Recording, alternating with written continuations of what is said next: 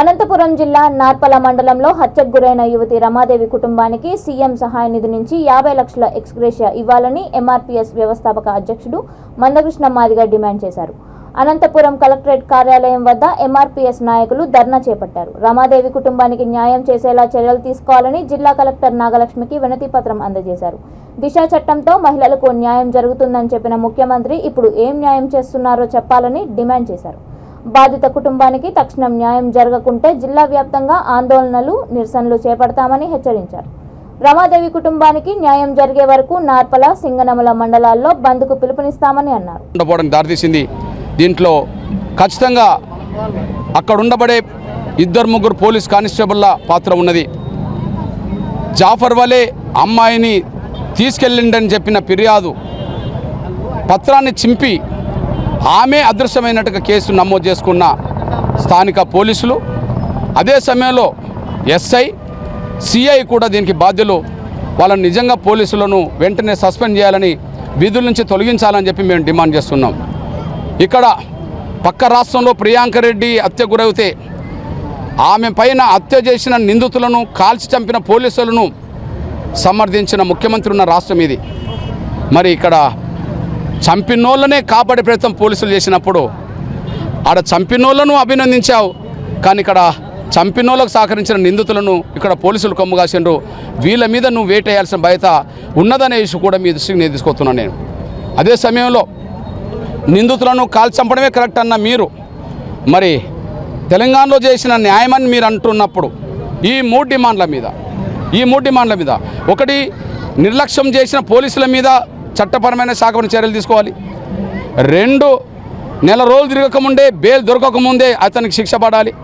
3, SC/ST act పరిధిలో వచ్చే రాయితీల కంటే ముఖ్యమంత్రి ఇచ్చే సహాయ నిధి నుంచి 50 లక్షల ఎక్స్ట్రా డిమాండ్ చేస్తున్నాం. ఈ మూడింటిని అమలు చేయాలని కూడా డిమాండ్ చేస్తూ వారం రోజులు ఉమ్మడి అనంతపురం జిల్లాలో దీక్షలు చేస్తాం, ధర్నాలు చేస్తాం, రాస్తారోకలు చేస్తాం. అదే సమయంలో ఈ 3 డిమాండ్ల విషయంలో నార్పల మండలాన్ని, సింగనమల ఎట్టుకోటని కూడా బంద్కు పిలుపునిస్తున్నాం. అది ఎంఆర్పిఎస్, ఎంఎస్పి అన్ని సంఘాలు కలిసి ఏ రోజు బంద్ పెట్టాలి, ఏ రోజు బంద్ నిర్వహించాలనే పద్ధతిలో రేపే డిసైడ్ చేస్తారనేసి కూడా గుర్తు చేస్తూ, అదే సమయంలో ఈరోజు ఎస్పీని కలుతాం, కలెక్టర్ని కలుతాం. ఈ 3 డిమాండ్ల మీద మేము ఫిర్యాదు చేస్తాం, స్పందించమని కోరుతాం. ఒకవేళ స్పందించకపోతే ఖచ్చితంగా డీజీపీని, హోంమంత్రిని కూడా కలిసి ఖచ్చితంగా స్పందించాలి, వీళ్ళని చట్టపరమైన చర్యలు తీసుకోవాలని చెప్పి మేము డిమాండ్ చేస్తాం. ఎక్సైజ్ కూడా ప్రకటించాలని కూడా డిమాండ్ చేస్తాం. అవి కూడా ప్రకటించకపోతే మాత్రం ఖచ్చితంగా రాబోయే రోజుల్లో రాజకీయంగానే ఖచ్చితంగా మూల్యం చెల్లించుకునే పరిస్థితి జగన్మోహన్ రెడ్డి గారి ప్రభుత్వానికి వస్తుందనేసి కూడా గుర్తు చేస్తున్నాం. మా పాప చనిపోయింది, చెరులో పడి చంపినారు. దానికోసము కారు రమ్మనంటే ఇటుకు వచ్చి చెప్తాము. కలెక్టర్లో కలిసినాము, ఆ కలెక్టర్ సార్ దగ్గర ఉన్నాము. ఎవరైతే మాకు పట్టించుకోలేదు సార్, ఆ మాదిగలు మా సారులే మాకు న్యాయం చేసినారు, కానీ ఎవరు ఉన్నా మాకు న్యాయం చేయలే. పోలీసులు ఉన్నా మాకు ఎవరు న్యాయం చేయలే. మా మాదిగలితే మా సారులే మాకు న్యాయం చేసినారు, నా బిడ్డను తెలిపించినారు. లేకుంటే అసలు ఊరివే పట్టించుకోరు నా బిడ్డని. సార్ నీ పేరు చెప్పారు, మందకృష్ణ.